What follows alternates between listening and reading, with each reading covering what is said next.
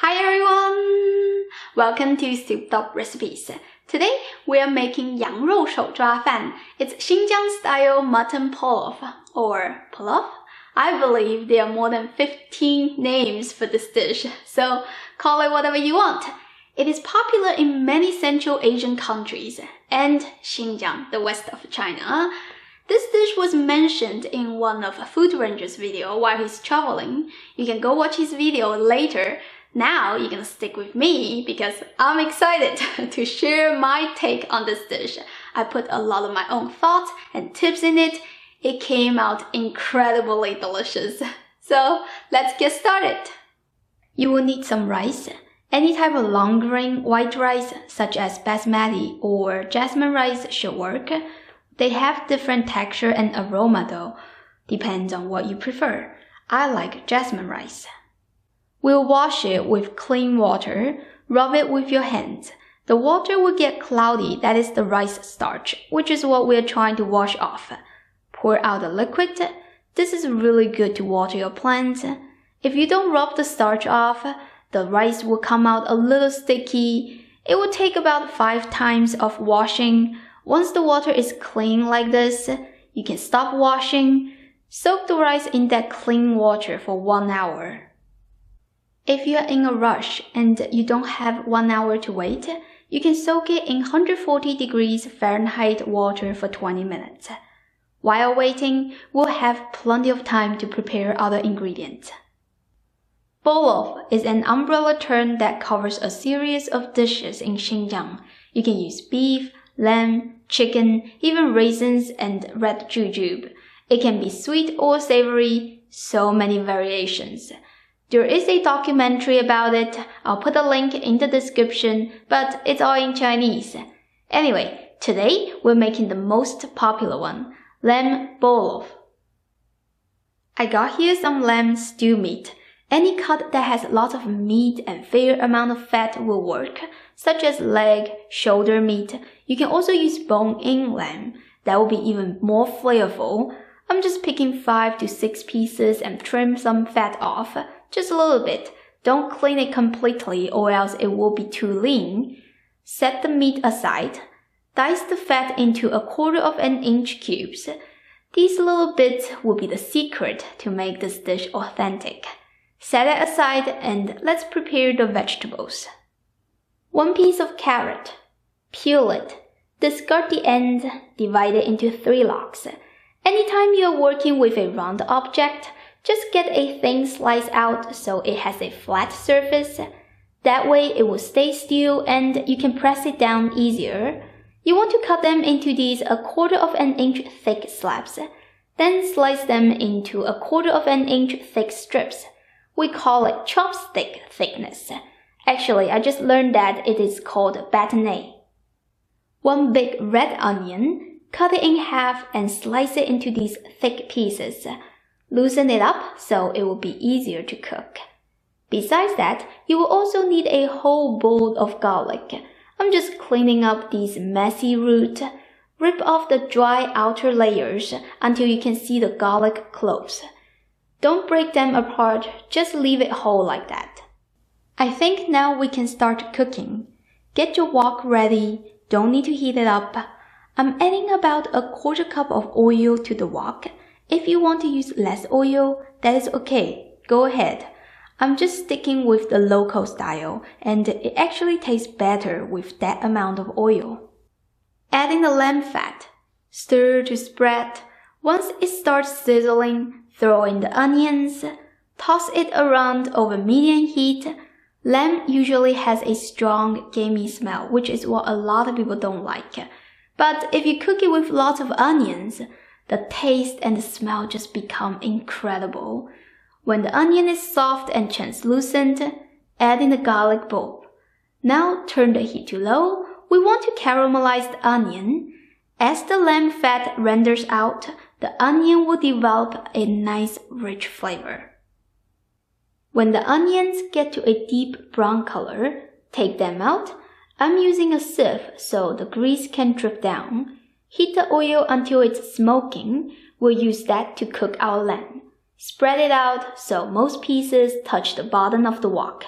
Cook it over high heat for a minute or two. You should get some really nice brown color. Look at that. Beautiful. Give it a few tosses. Spread it out again. We're gonna brown the other side. Do that a few times. Once you get enough brown surfaces, add the onion back along with 3 cups of water. Cover this, bring it to a boil. Add some salt. I used 1.5 tablespoons. It'll be a lot saltier than what you normally like at this point because later on we'll add the carrot and the rice. Of course, you can also adjust the taste at the very end.